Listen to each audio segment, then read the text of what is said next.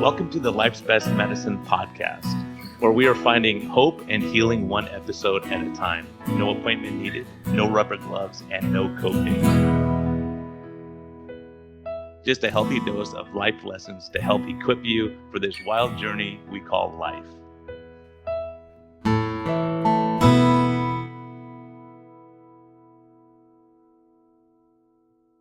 Hey everyone, this is a friendly reminder that we are here for entertainment purposes only. We may not even be that entertaining at times, but this is not medical advice. Talk to your doctor, check with your healthcare professionals before making any lifestyle changes or medicine changes. What we're talking about is our clinical experience and what we've seen. And so if you really want our advice, you can consult us. You can actually consult me as a doctor, or you can consult my guest and get all your questions answered. But we can't give free medical advice because we can't pay our bills with that. But we can help to educate you a bit and allow you to think a little bit. And always reach out to your medical professional before making any lifestyle changes. Thank you. Discover a new path to wellness at Arizona Metabolic Health. Dr. Brian Lenskis offers advanced medicine and personalized care, treating the root causes of your health concerns, not just the symptoms. Whether you're seeking direct primary care, effective diabetes management, or medical weight loss, with a holistic approach, our team is here to guide you every step of the way. Visit ArizonaMetabolicHealth.com today to learn more about our innovative health solutions. Okay, everyone, September, kids, time to go back to school. Sorry, adults, parents, you get a little break for a little while, but still be involved in school. That's life's best medicine. Seeing your kids be successful and have a great time and have memories that they'll never forget. So be part of that. So September is the month. It's our preparation for October, November, December, where we really struggle. So hopefully this podcast helps you. Again, we got Health Code as our sponsor. They're doing great work, and love the company, love the people. Health Code, it's Get Health, GETHLTH.com. We have a discount code with them called MedHealth, METHEALTH, for metabolic health. And again, chocolate macadamia, vanilla, great stuff. And we just thank you for their continued support of the podcast. Hello and welcome back to the Life's Best Medicine podcast. I have a big hitter here. This guy has just been awesome. Dr. William Davis. Super Gut. A lot of you have read. I have people come in all the time go, have you read Super Gut? Have you read Yes, I read Super Gut. Wheat Belly. But Doc, tell me your journey, like being in standard medicine, and then all of a sudden say, maybe there's some important other things we got to look at that we're missing out on, because stuff you said a couple years ago when I interviewed, I said, let me just see on that. And I'm like, oh, crud, he's right on all this stuff. It's pretty amazing. I hate to admit, I've learned more by blunders and mistakes and by accident than anything I've done on purpose. Yeah, an observation. You go, that didn't work. Let's try this. And so how did you get, what was the inspiration? What made you go, there's something to the wheat that's an issue? Like, what made you start looking at that as a cardiologist, looking at how they're like, you're talking about the gut. Why are you outside your lane? So as you know, working in a cath lab, you're stenting arteries and ballooning them and all that kind of business. Well, my mom died. She lived in New Jersey at the time where I grew up. Well, she died of sudden cardiac death 4 months after her successful 2-vessel coronary angioplasty. So Brian, here I am doing this kind of practice. My mom dies of the disease that I worked on every day. So it was a kick upside the head to tell me, hey, what you do is grotesquely inadequate. And so I had to reconsider everything I was doing. It took me many years to kind of piece it all together. But we're talking about over 30 years ago, a long time ago. So I asked this question. Well, if I had known this a year, 2 years, 5 years ahead of time, what could I have done for my mom to have kept her alive? Is there some predictor? Well, cholesterol is the conventional predictor. And cholesterol's a garbage number. It's ridiculous. It should have been discarded decades ago. It's outdated technology. It was meant to be nothing more than a crude indirect marker for the actual proteins, lipoproteins that cause heart disease. Well, what if we wanted to predict these kinds of things? So the only tool then, and that remains largely true today, is to get a CT heart scan. Brian, this was so long ago, it wasn't Oh, even a CT scanner, it was an electron beam tomography device, wow. which was a great technology, by the way, but it got bought by GE because they saw it as unnecessary competition. They bought the patents, bought the company, closed it all down. This beautiful technology, then replaced it with multi-detector CT scanners. But anyway, we're scanning people left and right, and as you know, these are not people, of course, in an ER. These are not people having heart attacks, infarcts. These are people like you and me going about our business, riding our bikes, feeling fine, but you find hidden heart disease. And the CT heart scan provides a cardiac calcium score. My friend Dr. John Rumberger, when he was at Mayo, did an autopsy study where he showed that regardless of age, sex, or cause of death, that coronary calcium comprised 20% of total atherosclerotic plaque volume. So it was an index, a gauge, a dipstick for how much atherosclerotic plaque you have. So we're scanning people left and right. And as you know, once you look for hidden early heart disease, you find it everywhere. And well, uh, it became clear also, we contributed data to these studies. So if your score, so a normal score, calcium score is 0, anything above 0, increasing quantities of plaque. Well, what if your score is 400, which is pretty high, especially for a woman, but pretty high for a guy too. And a score of 400 means you're almost guaranteed to have a heart attack, going to die, or need a procedure within about 6-7 years thereabouts. It's a crystal ball. Well, what do you do about that? Well, back then, 30 years, more than 30 years ago now, if you did nothing, the score would increase by 25% per year. So 400, a year later is 500, a year later 625. And as you get higher and higher, the likelihood you're going to die or have something bad happen gets very high. Well, what if you go on a baby aspirin and a high dose statin drug like 40 milligrams of Lipitor or 10 milligrams of Crestor and cut the fat and saturated fat in your diet and exercise every day? How fast does the score go up? 25% per year. It's complete, utter BS. Yet my colleagues, right to this day, they call it optimal medical therapy. It's almost a cruel joke. And so what do? I have thousands of people freaking out on me because their scores are going up, up, up. And of course, some of my colleagues who are unscrupulous, you know this, there's a lot of profiteering in the heart disease world. It's the number one moneymaker for your healthcare system. Well, they'd say, well, you need the real test, a heart catheterization, to see if you need a preventive stent or bypass surgery, which of course is complete nonsense. There's no such need, and people do not benefit when they go through an indiscriminate, unnecessary procedure.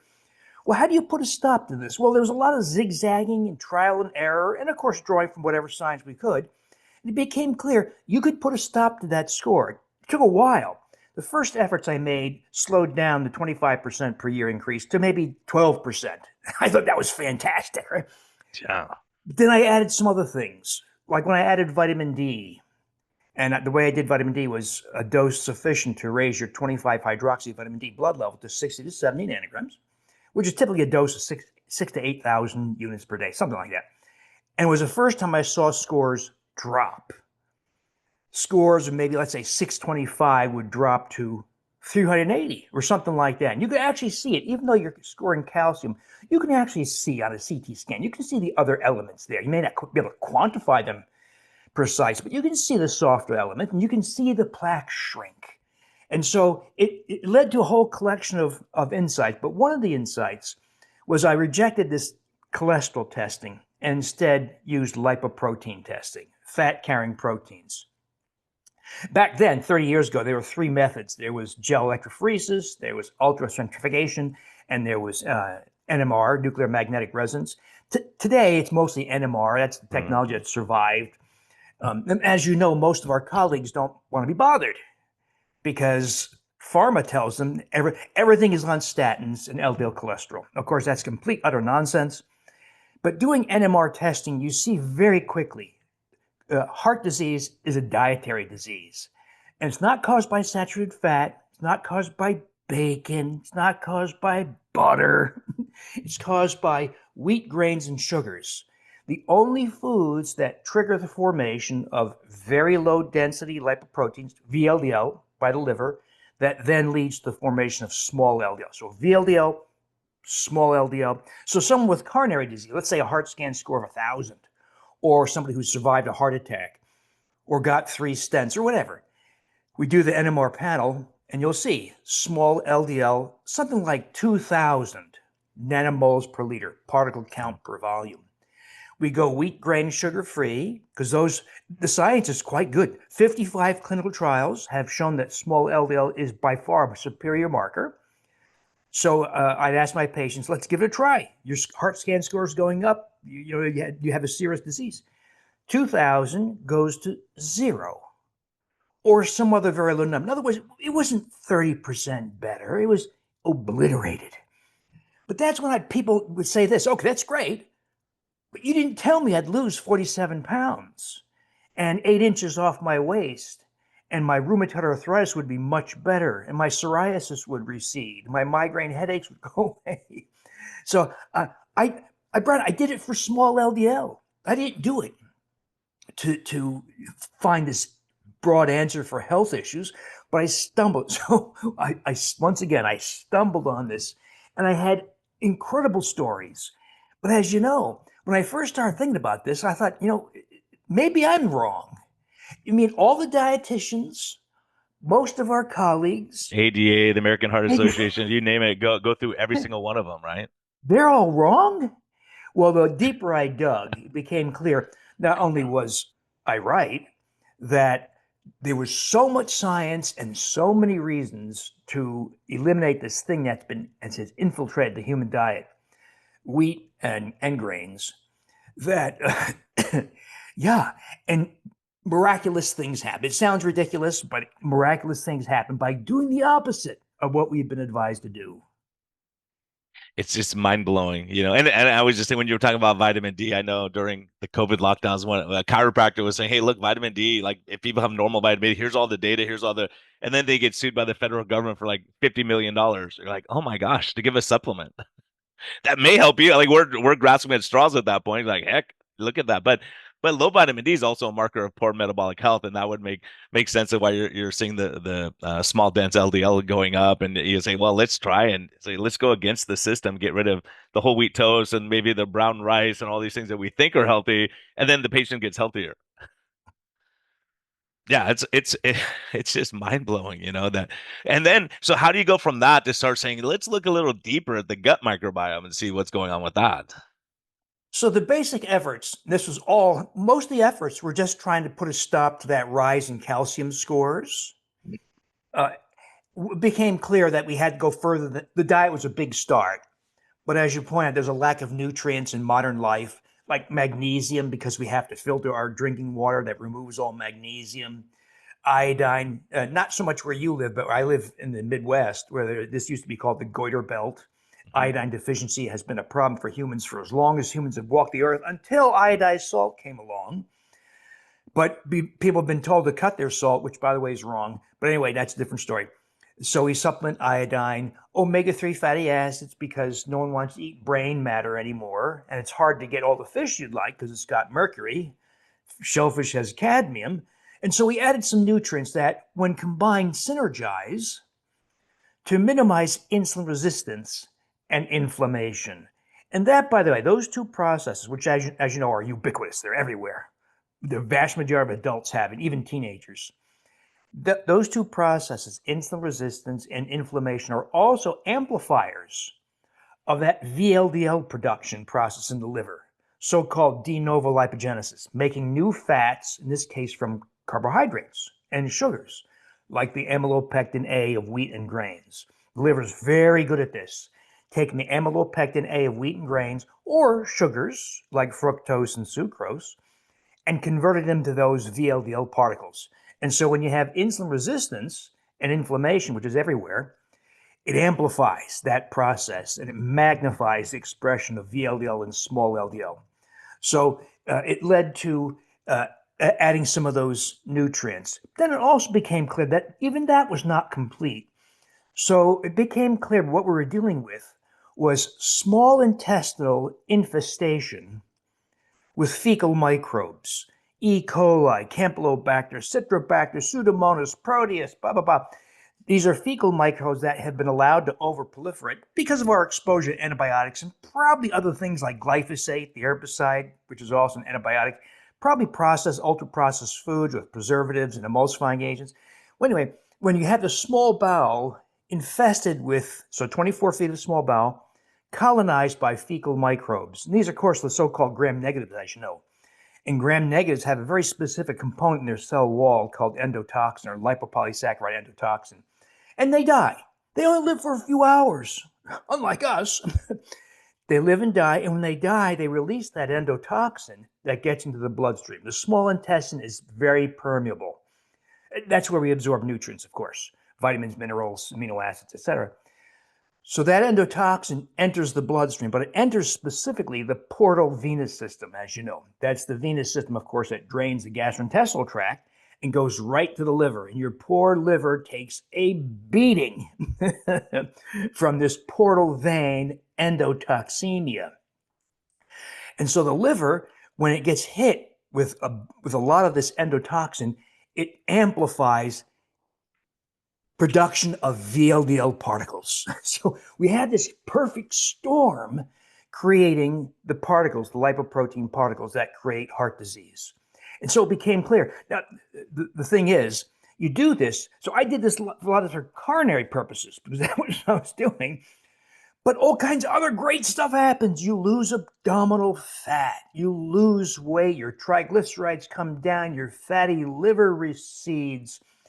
Your mood improves, your sleep is better. In other words, once again, I stumble on this thing that not only improves your risk for cardiovascular disease, but also has an impact on essentially on the entire body.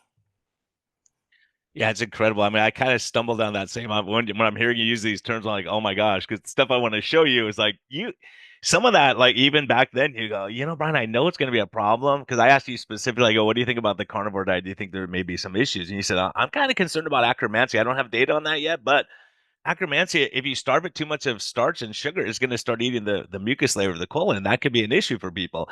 And lo and behold, clinically, what I'm seeing, looking at the gut microbiome, I was like, oh my gosh, this is wild.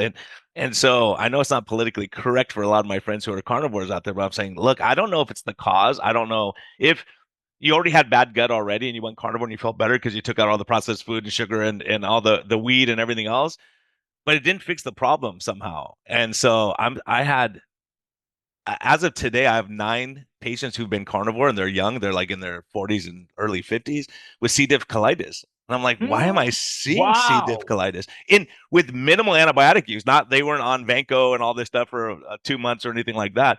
Someone had a tooth abscess. He goes, I took 2 pills of amoxicillin. And I'm like, and he's crapping all day with diarrhea. I'm like, let's just look and see what you got. C. diff, C. diff. So I had like, Wow. Oh, and they that's were all interesting. and so I said, let's look at this. I go, maybe that crazy William Davis guy, maybe he knows what he's talking about. So I'll show you my screen. I mean, if people are watching on YouTube or something, I'll probably get taken off YouTube talking about this stuff, but Rumble maybe something else. But it's kind of wild, Doc. Look at this. And I was thinking about you the whole time. I'm like, that guy was right. This is just like what a normal GI map looks like, And I have no financial interest in GI map, by the way. It's just a test that I use as a marker. But you see, everything's kind of in the green zone. And so my carnivore patient who came in with colitis, I said, "Look at this, like everything's down. Acromancy is 0." I'm like, William Hmm. Davis said this would happen, and I see all this stuff. It's all down low, and then but the good thing with carnivore initially is this Firmicutes to Bacteroides ratio changes, and so Bacteroides goes up, you lose weight, you feel great, and you go, I'm never changing my diet. But then they all had leaky gut, zonulin through the roof, inflammatory markers, and this Hmm. was the second one that I saw here. Same kind of story. Everything's low. I mean, all these are the mucus maintainers of the colon. So the argument is like, hey, why do I need fiber if I'm not eating a bunch of sugar? But what I was seeing, the reason I started looking honestly is that, I was seeing their labs and I go, what is wrong with their labs? And anyways, all these, I mean, case after case after case where we see this super low Akkermansia, Faecalibacterium prausnitzii, and high. And then I was seeing it like what you're saying is all these pathogens were through the roof. So like the good people left town and the bad guys took over, right? So they're having all these bad outcomes. But look at this, doc. I was shocked because this guy came. This is one of my first patients with C. diff colitis. I said, let's just treat your gut. Let's try to put you on a good probiotic. Let's give you some inulin. Let's do some stuff to feed your gut. And his LDL went from 227 to 99. But and also being carnivore for 2 years, his insulin 17.3, which is insulin resistant. Just no change in diet. All we did was fix his gut lining, and his insulin dropped to 6.4. At the same time, his A1C went from 5.6 to 5.1. And look at his inflammatory. Now with this, it was C. diff, so it's going to be elevated. But each time we check his CRP, his HSCRP is dropping, and this lady has RA. Same thing though. The same thing. She came in with C. diff and was a disaster. And this guy dropped his triglycerides from 221 to 101. This is on and he went more of a ketogenic diet too. But his LDL actually went down, even though he was on like burning fat as his fuel source. So I was like, wow, usually we see the LDL go up, like everything else I expect, and usually the HDL goes up quicker. Now his HDL is like 70 now over the last year. But just seeing that was pretty interesting. So this guy, there's another guy who had seizure disorder, carnivore for 2 years, and I said, you got to be cheating, man. There's no way your A1C could be 6.4 when you're eating no carbs, no vegetables or anything, or you're stressed all day. I don't know why your sugar should not be high.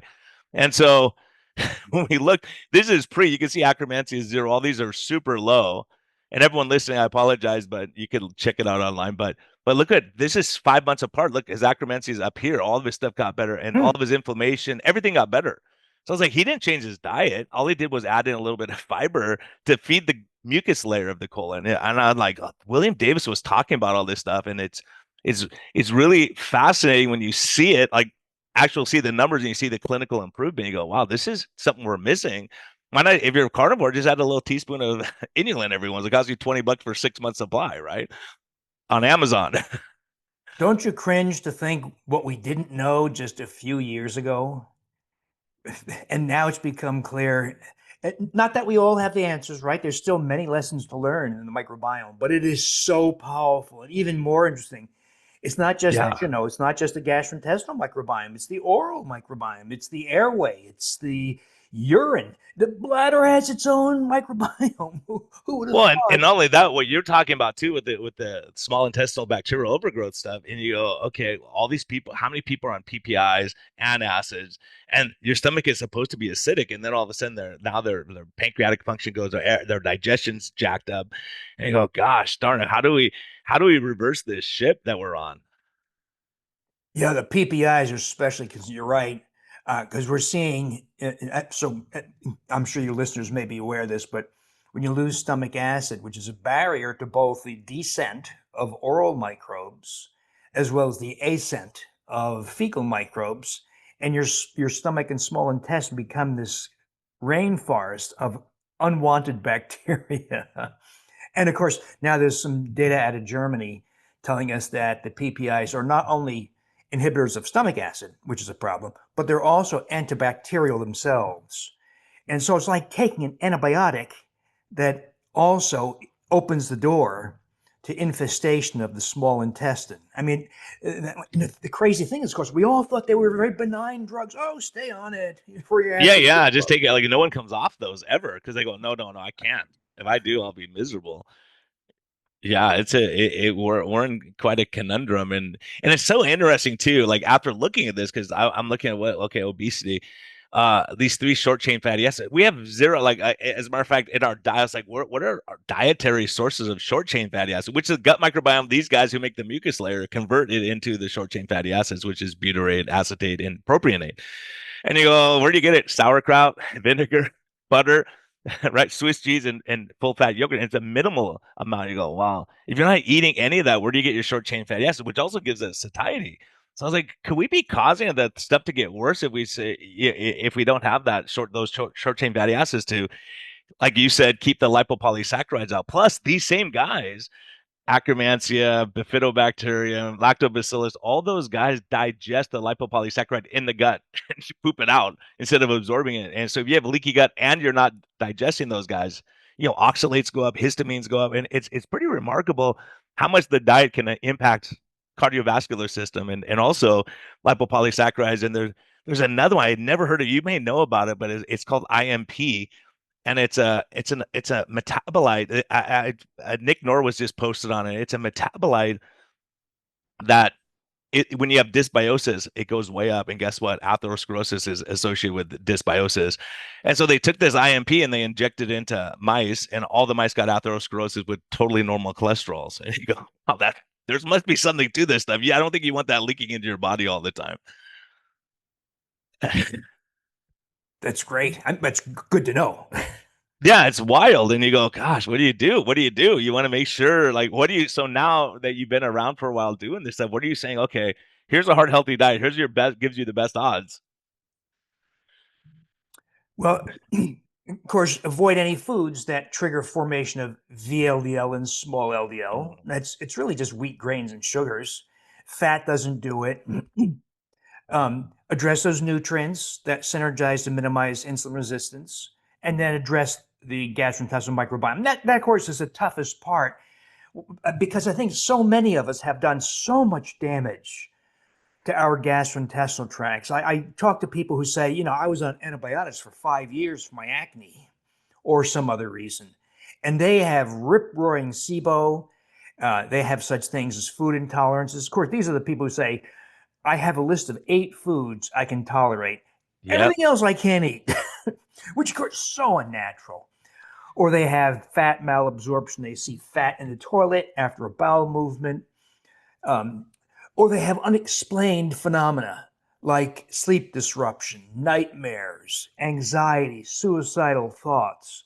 I mean, what impresses me is just how wide reaching the microbiome is. And now the emerging science tells us, for instance, a lot of ladies' problems. I've been thinking a lot about this because I have a daughter-in-law who's about to deliver, like any day now, her third child.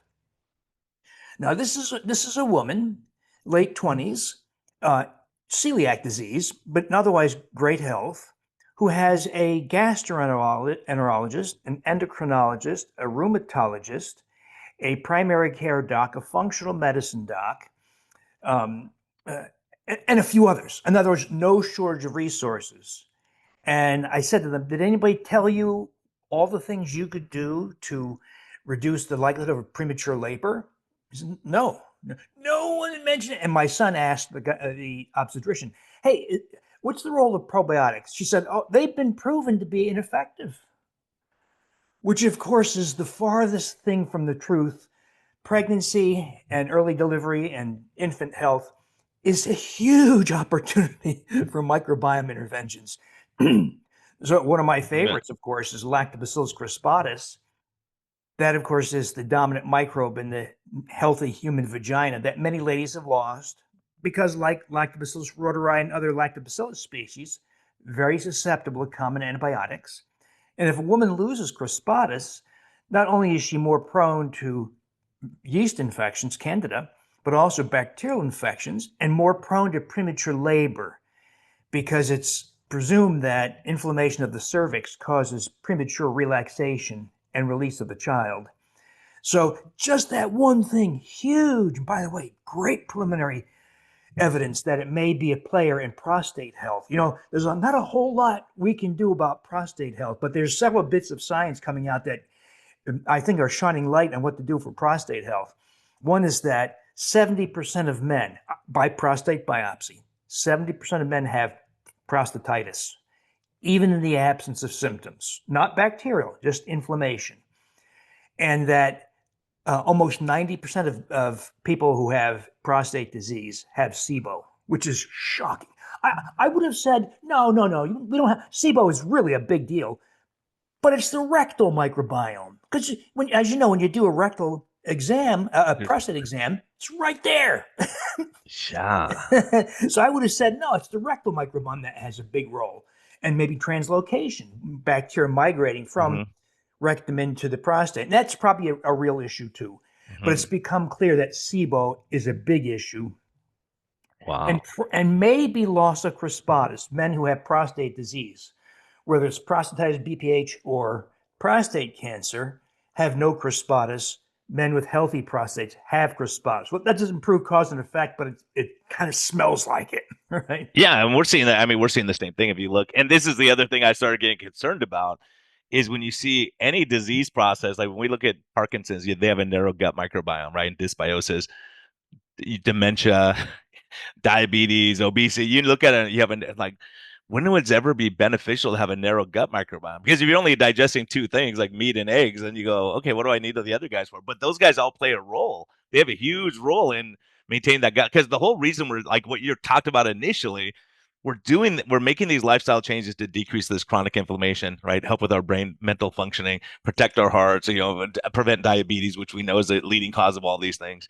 And so you go, if I have markedly increased inflammatory markers, my insulin's high, my sugar's high, like what the heck am I doing? We got to look. And so for me, now it's the default say, let's look at your gut. It's got to be there. We're going to find the answer. And 99% of the time, that's where we find the answer. And it's pretty remarkable, and even like I only have skinny margaritas. Well, that's alcohol. There's artificial sweeteners that can affect the gut microbes. So you can have a disastrous gut and not know it because you say, I'm doing all keto stuff. I'm doing, what can it possibly be? But the other interesting thing, Doc, that you're talking about is women who go on hormone replacement, postmenopausal hormone, when you give them progesterone, they sleep better, their stress level gets better, their cravings go down, they start feeling like holistically better. And guess what? When I'm looking at the gut microbiome, it says, oh, by the way, progesterone raises up the gut microbiome that's protecting the gut lining. And you go, oh, so progesterone increases butyrate production. Butyrate production, if you have good butyrate in your gut, your progesterone goes up. You go, oh, maybe that's important because the gut microbiome changes with the menstrual cycle different times, and you're going to crave more food during certain times. And it's pretty remarkable that they followed that and they look at actually changes during menopause and during uh, um, menarche, whatever. And so it's really really an interesting how much of a dynamic, and it's shocking how many people don't want to talk about it. Freaks them out for some reason. Think that all these bugs are in your gut. That's really interesting with your progesterone observation. That is very cool.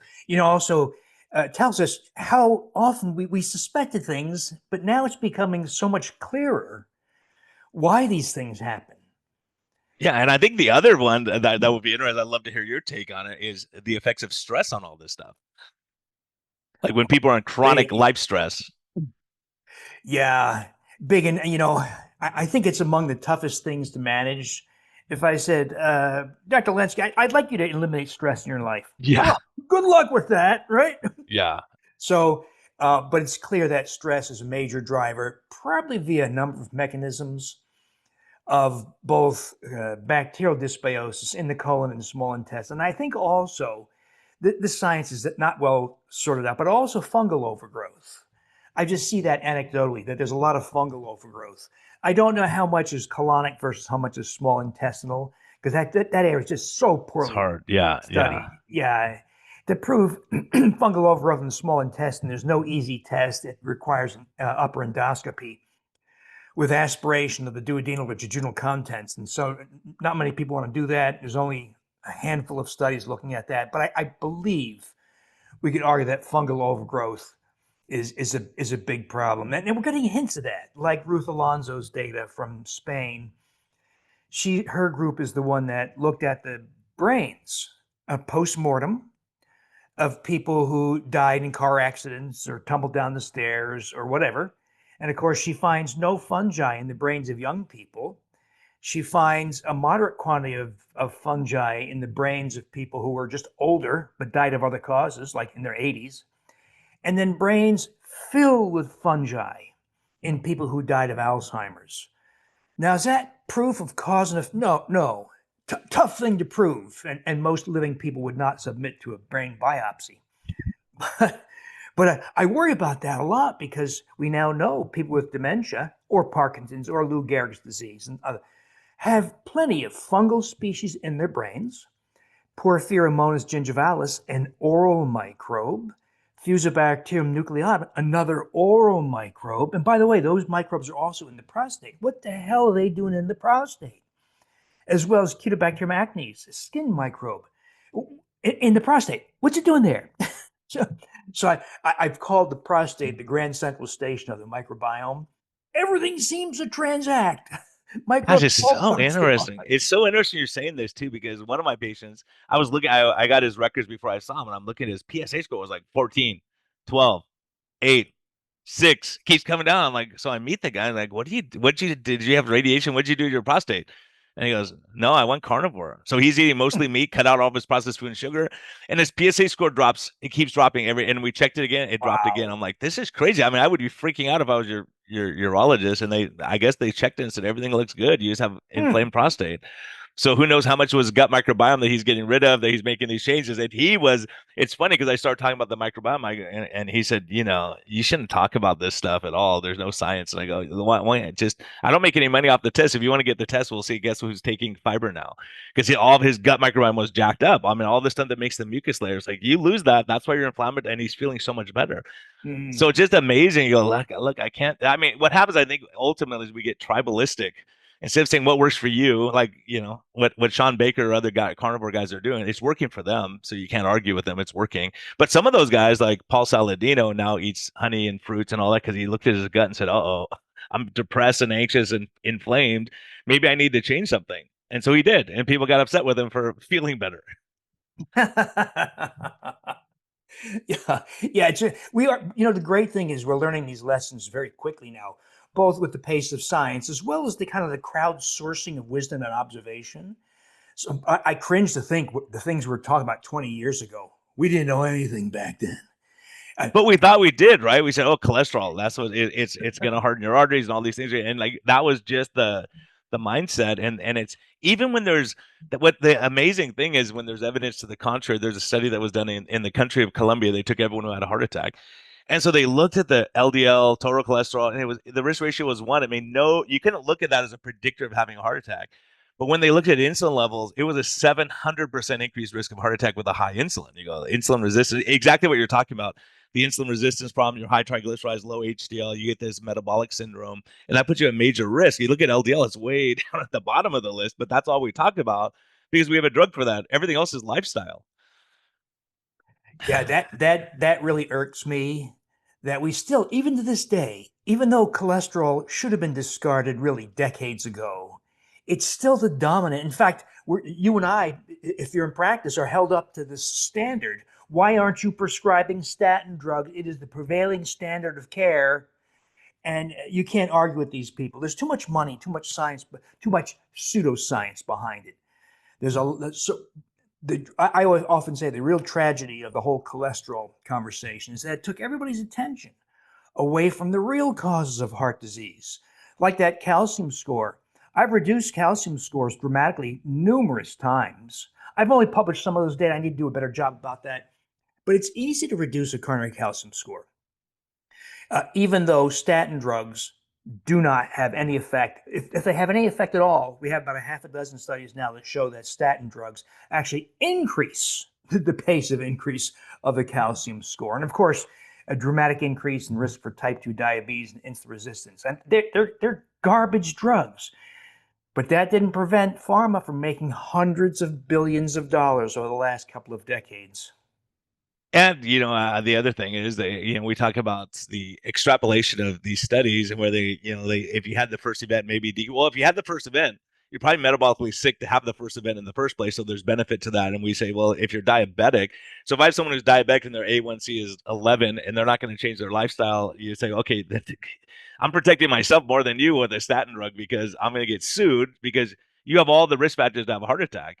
But the other side of the coin is, especially my old practice when I was in more of a standard model, it was if you had a diabetic who wasn't on a statin drug, they would send you letter after letter after letter. So you're not with the standard of care. You're not getting your bonus this year, all this kind of threats. I'm like, the guy's A1C is 5.1. And then you ask him, why is it specifically that diabetics benefit from a statin? Well, because it's decreasing inflammation in the coronary vessels, which is the big problem that we're dealing with. So it's frustrating because a lot of doctors they just have to stamp, like if they see an elevated LDL, it's like a stamp, like statin drug. It just is like it's a reflex. There's not even any thought. Go, what's your cardiac risk? Let's get a coronary calcium. Let's decide like how much at risk you are. Especially these young athletes are, a lot of them are triathletes and their LDL's through the roof. And you go, what do I do with this guy? And so they're doing studies now. They're actually presenting data this weekend with the lean mass hyper responders, these skinny people with super high LDL cholesterols. Are they at increased risk? The preliminary data says no.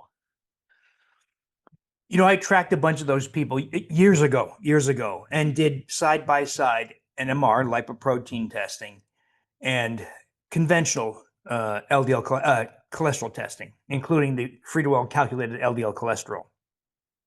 And this is what I saw. So someone goes, whatever, carnivore, ketogenic, low carb, some version of that turns off hepatic or liver de novo lipogenesis, and thereby the creation of VLDL and small LDL particles.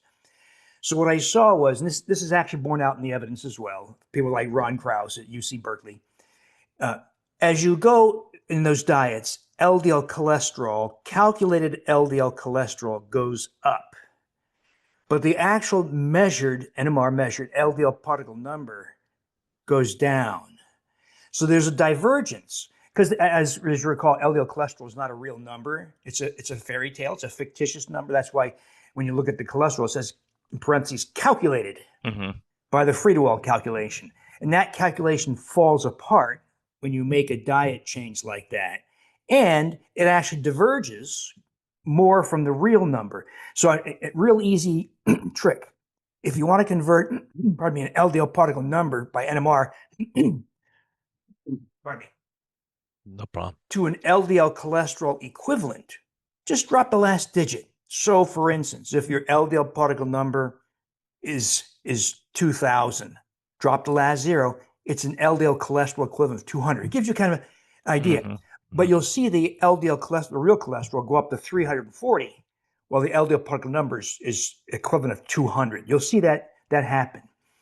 And so but the real risk marker, of course, is what proportion of LDL particle number is small. And if you have 2,000 nanomoles per liter, LDL cholesterol equivalent of 200 milligrams, but there's zero small LDL, your risk is zero. Your plaque's not going to grow. That's, as you know, a bit of an oversimplification. Let's put aside all the other factors like vitamin D deficiency and portal vein endotoxemia. But for the most part, you've eradicated risk. But it won't. But the LDL cholesterol will not tell you that. Apoprotein B will not tell you that. You have to look at the proportion of small LDL as a percentage of total LDL particle number. It's so easy, but it makes no money. It tells you heart disease is a disease of diet. Yeah. Do you think like nowadays you think they're understanding that better, looking at the actual patients and the data and saying, okay, how can these people with LDLs of 400 not be dropping dead like flies if they don't have any other risk factors? I think it's people like you and some of the people involved more in diet. Sadly, I think that we remain in the minority. It's a growing minority. But I still think 95% of all docs will still say, oh, you need to be on Lipitor or a PCSK9 inhibitor or some other garbage drug to reduce LDL cholesterol. I think it's going to take 2 generations to undo the harm that's been done, because it's probably going to take another generation of physicians who've been educated a little bit differently, who've also been taught to question that all the studies paid for by Pfizer, GlaxoSmithKline, and those companies that purport to show that reducing LDL cholesterol with a statin drug is beneficial. I think it's going to have to take a long time to undo that. As you know, you and I and your Because listeners, everyone knows it's true. Everyone knows it's true. They just know because that's what they were told. And we were told to put everyone on a sliding scale insulin just to eat as much carbs as you want. We'll just shoot you with insulin. They gain 40 pounds. You go, why are you gaining weight? You're not doing the right thing.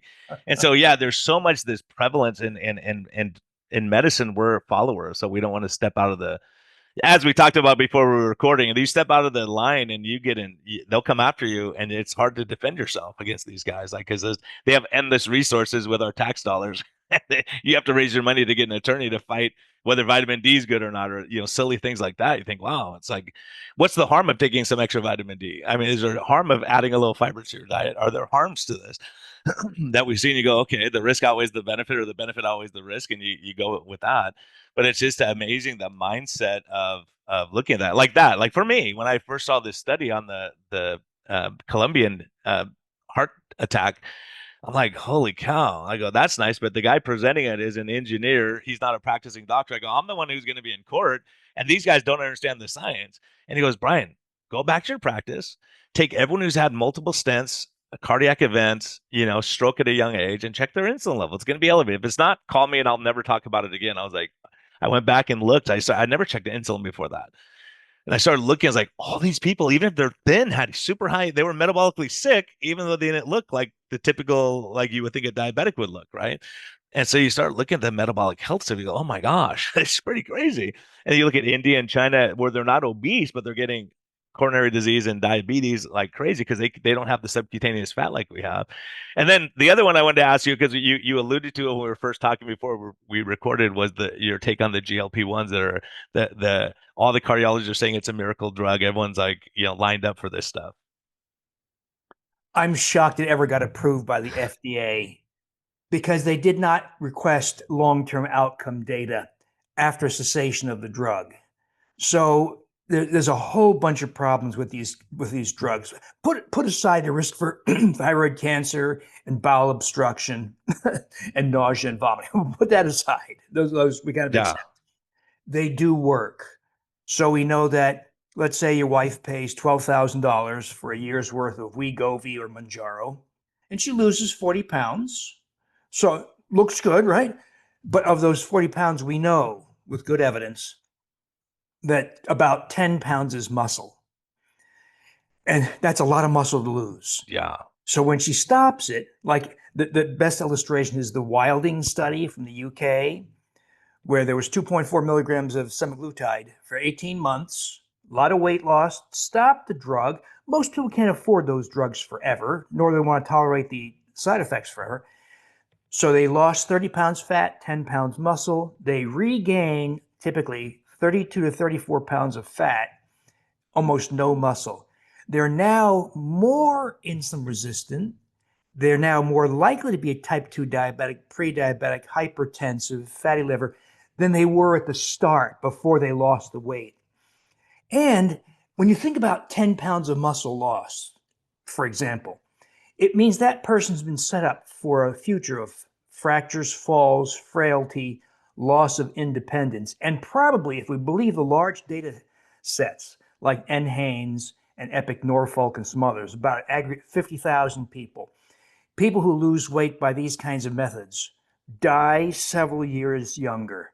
So I think what the FDA approved is a path to early death and frailty and weight regain.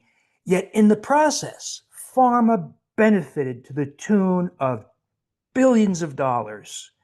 And so what they should have done is not approve the drugs and then have a long-term outcome study after drug cessation. But they did not do that. And that's why my colleagues say, as long as you're on the drug forever, you will Yeah. have improvements, but you're going to have a long-term problem. They didn't see that And they're the same people saying you can't give up wheat forever. You can't give up coming. processed food and sugar. You can't do that. Like, yeah, but we could do this drug forever. That's fine.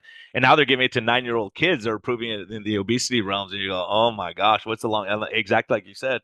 There was a recent study that showed you gained your weight back 6 times faster than if you just gave up your diet and exercise program. So it's a huge amount of weight gain. Plus, you've lost your metabolic rate. Plus, we know the biggest indicator of longevity is muscle mass. The more muscle mass you have, the longer you live. And I go, well, that doesn't make sense. Like, why would you want to get rid of muscle? But on the scale, you look better. But the other one that's really interesting along those lines, I just interviewed Jason Fung, and then he was talking about with fasting and ketogenic diets with weight loss. He said, he was taking pictures of all those people's faces and goes, look at their face when they lost weight. It didn't change. It got smaller, but they didn't get that sunken in eyes on. He goes, because you're losing subcutaneous fat faster than the visceral fat. And when you're losing visceral fat, it's not going to show up in your face because that's not visceral fat. That's subcutaneous fat. But losing like if you do a liposuction, it increases your cardiac risk because now you don't have a safe place to store that extra caloric intake, and it goes to visceral fat. And then you're a major cardiac risk after that. So there's a lot of stuff like that we don't think of. You look great for a while, then you go, oh, is it long term? Is it worth it? Type thing. So you have a And new I book think coming out, Doc. that's actually the basis. So you make an excellent point, and that is the loss of muscle is critical. You don't want to lose muscle. You want to now. A lot of our colleagues would say, "Well, don't worry. When I put my patients on Manjaro or whatever, I insist they do resistance training." And we know that does not work. It may blunt the loss of muscle from 25% maybe to 17 or 18%, but you still Mm. lose a huge amount of muscle and your basal metabolic rate still declines, meaning you're guaranteed to regain the weight when you stop the drug. Now, the basis for the book is I stumbled on a way, I can't talk about it, unfortunately, sorry, but a Yeah, way to that's fine. preserve or actually increase muscle dramatically. In other words, the opposite of GLP-1. I'm trying to find a partner. I don't like this idea of having to work with anybody in the pharmaceutical world, but I'd like to get a partner to perform the clinical trial of doing GLP-1 agonist, concurrently with something I created that preserves muscle. I don't know if it's going to work. We have to do the clinical trial, but I'd like to do that sometime in future, see if we can block the muscle loss. Meaning, could we conceivably be able to stop the GLP-1 agonist and not get weight regain if we prevent the loss of muscle? So, speculative. Yeah, and it's and that makes sense if you don't lose the muscle, because while you're losing your muscle, your metabolic rate is dropping. So if you can maintain your metabolic rate, right, and your income's coming, your food intake goes down, then you're gonna have the benefits without all the negative muscle loss. So it sets you up down the road to be able to maintain that better than if you don't have muscle. Yeah, it makes sense. I'm gratified. I came from a conference just recently where they talked a lot about creatine. Creatine has a modest effect. It's not the solution. It helps. And there are some other things like hydroxymethylbutyrate and branched chain amino acids, things that have little effects, a pound or Mhm. two, sometimes more in muscle. But I think there are things you could do. I just can't talk about them right now. Yeah, well, when your book comes out, we'll talk about it for sure because it's a teaser. You've been right so far. I mean, all this time you talked to him, like, I'm not so sure about that acromancy thing. We'll see. And then all of a sudden I see it and I was like, wow. And acromancy plays a role in all kinds of stuff. I mean, it's not, the lower your acromancy, the more you get atherosclerosis, yeah, it's association. But you go, wow, maybe you don't want to lose that guy. That might be an issue for you down the road. And once you lose some of these bugs, it's hard to get them back. Like you said, it's like we kind of see the problem. We go, how do you fix it if your stomach acid screws up all the probiotics you're trying to take in? And how do you get past that? How do you get the?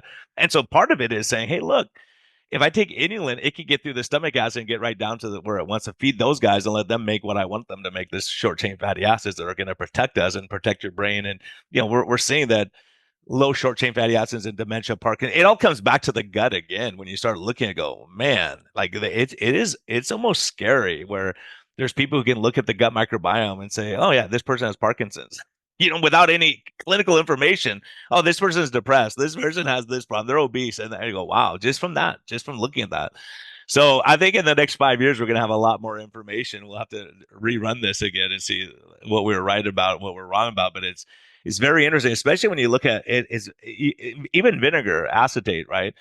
Uh, they show there was a study. I'm looking like, what does this make any sense? But they took college students and they gave them a shot of vinegar every day, and it was red wine vinegar, not even apple cider vinegar, and their depression was better and their anxiety was better. It's like the acetate was helping their gut, right? Whether you're going through a stressful time when you're depleting all that. And it makes sense though. Like everything we do, we want to survive. So your body's saying, okay, if you're in stress all the time, let's slow your metabolic rate down because you're going to run out of energy. If things are going to be this bad, so being chronically stressed, cortisol will break down muscle to raise sugar levels.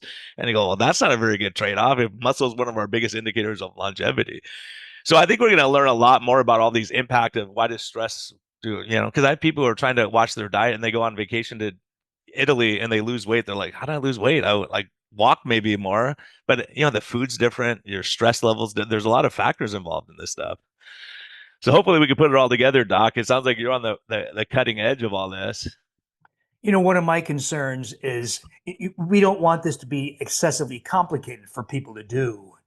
It does have that potential, of course. So one of the things I've been doing, for instance, advocating the cultivation using prolonged fermentation of specific human-sourced microbes. So we make, for instance, yogurts. It's not yogurt, of course. It looks and smells like yogurt with Lactobacillus reuteri and Lactobacillus gasseri and Bifidobacterium infantis and a bunch of other microbes. Well, how many stinking yogurts can you make? It gets a little ridiculous. But I worry about that because I think we're inching towards this idea that it's a holobiome strategy. In other words, if the prostate has mouth microbes and skin microbes, and if we know if you have gingivitis, the Mm. Fusobacterium nucleatum in your mouth is going to, through the bloodstream, colonize your colon, where the science is quite good. It's a primary driver of colon cancer. In other words, prevention of colon cancer starts in the mouth. So we have to laugh. These gastroenterologists think they're And doing again, a yeah, good and the more job. sugar you're eating and all the more processed stuff, the more you're going to mess up your teeth too. I mean, it goes both ways, right? Your diet will affect all this, and it'll affect what microbiome you have. Yeah, it's so interesting. So yeah, I think we're gonna, learn a lot more. But it's funny how many of my colleagues I talked to, like, yeah, got microbiome. You can't talk. There's no data on that. I'm like, I just looked at like 300 studies. I mean, there's some data. I think there is, Oh you know. yeah. And then clinically, we're seeing it because now we have access to some of these tests, where we can look and see, is it changed or not? If we intervene, can we make a difference? This guy did, and his seizures went away. His inflammation went down. Everything got better. His diet didn't change. It's not just about the diet. It's like take care of those, but what you eat does affect the gut microbiome. So, Doc, what's life's best medicine for you? What do you tell people that really matters when it all comes out after all the BS you've been through and all the, research and working with patients all these years? So, what wisdom have you gained to share with the audience of what really matters in life? You and I and your listeners are all about new findings, new exciting things, but I do get worried that there's also a lot of nonsense out there. The next new shiny thing, novelty. So we don't want novelty for novelty's sake. We want novelty if it provides some important insight. So I still think the basics still matter. And for me, the basics are no wheat, grains, or sugars, address those common nutrient deficiencies, vitamin D, omega-3 fatty acids, magnesium, and iodine that synergize to minimize insulin resistance, and then address the microbiome. It's not shiny and fancy. There's no, infrared wavelength to talk about. That has a role too, but my Yeah, point is, yeah. my point is, the basics still do matter. Awesome, Doc. Yeah, thanks. It's always great to talk to you. You break it down simple so we can understand it. And it's complex stuff. I mean, all there's these bacteria have crazy names, but I'll tell you, Supergut has had a huge. I mean, I have it on my recommendation all the time for my patients to go, at least look at this. I mean, you're not going to hurt yourself by making your gut healthier. It's not going to be a downside to eating some fermented stuff. And even Kennedy just said, "Hey, I eat meat and fermented stuff." I'm like, okay, he Oh, probably did he knows. really? Yeah, he just said it like the other day. He goes, "That's the majority of his diet is fermented things and meat." I'm like, Hmm. well, it's kind of hedging your bets a little bit because maybe these fermented guys are gonna help us in the long run type thing. And so, but I think what you're talking about, like the only reason I started looking at and the other thing just by itself, inulin, I was looking at these studies. There's like 38 studies that show that women who were overweight or obese took inulin, they lost 4 to 7% of their body weight just from that. Just from Mhm. and that's their intervention. You go, why would that be anything? But it helped with satiety. They weren't as hungry all the time because they were saying, "Oh, you got good nutrition. Your short chain fatty acids are going back up." One of the things of obesity is low short chain fatty acids, so why not supplement that if we can? But it's amazing when you start looking. I just went down that road, and then I was thinking about you with what you were saying about acromancy. Like once you feed the acromancy with this, you don't have to eat vegetables if you want. Just have add a little starch and see what it does. If you get your mucus layer, and it's funny too. The other thing, Doc, on closing is that a lot of my friends in the carnivore community, they go, you don't need fiber because you're not eating sugar. First of all, second of all, fiber is just going to clog the pipe that you're going through, and so the more aluminum foil or whatever you put in there, the more it's going to clog it. And you go, okay. Once if you're on a water slide, do you want to have mucus on the water slide, or you want to have water in the water slide, or do you want a dry slide that you're sliding down for half a mile? That's not going to be very much fun. So I think when we start looking at all this and understanding the gut microbiome and lipopolysaccharides and all these, these electrolytes that are given, all those things are so critical. So thanks for being on the forefront of that because it really opened my eyes to look at it, and I'm glad you didn't stay in your lane, but you did really. You did because you got Well, like all this affects the heart. Like you can't just look at the heart and go, look, let's just look at this pump here and say, well, what's affecting this? Why are we seeing what we're seeing? and you likewise. I think about had we had this conversation and we listened to it in 1985, we would have said, "What are these guys talking about?" But it's a reflection of how far things have come because we're talking to each other and learning from each other as the pace of change goes faster and faster. Yeah, it's so true, and I think that's something we lost for the last 4 or 5 years is being able to have an open dialogue. Like, here's what I'm seeing. What are you seeing? And you go, Brian, you're full of it. Here's what I'm seeing. Okay, let me look at that, and then we change course and help our patients. But I think there's, I hopefully we're coming back to this whole idea of, weighing the evidence, looking at both sides, and kind of saying, okay, this is probably looking at the risk and benefit. This is probably a reasonable thing to do, and I think we're hopefully coming back to that in medicine. But like you said, there's always going to be people who follow. This is the guideline. I'm not deviating from that. That's what I'm told to do 30 years ago. But we have new evidence. But I'm not changing my ideas. And if we come back and change our ideas, we go, maybe that microbiome in 5 years, we say, I don't think so. But if you did, then you say, okay, it didn't pan out the way we thought it was. We look at another aspect of things and see what the next cause or effect is, And so that's why I'm always interested when you come out with new books, because then you're probably 5 years ahead of everyone else. We can like learn earlier. But how do people track you down, Doc, if they want to track you down? Of course, there's the Super Gut book, of course, that has the recipes, including how to source a lot of these microbes and my method of prolonged fermentation to jack up microbial numbers in this thing that looks and smells like yogurt. Of course, it's not yogurt. I have thousands of blog posts, williamdavismd.com. And then I do this. I'm doing it tonight for Yeah. a couple hours, about 100 and some people. And we talk about the pitfalls in making these microbes and what do I do if I have SIBO or it came back? So we have, and that's the innercircle.drdavisinfinitehealth.com. Awesome. Doc, thanks. It's always a pleasure. Thanks so much for joining me. Greatly appreciate your time. My And pleasure. when the book comes out, you let me know. Will do. All right. Oh, and everyone, be kind to yourself, be kind to others. Listen to this stuff. Take it with a grain of salt, and say, hey, maybe I tried just adding some fermented thing. Maybe I add a little fiber. Maybe I change something if it's not working. If what you're doing is working perfectly, you don't have to change. But thank you for listening. Greatly appreciate it.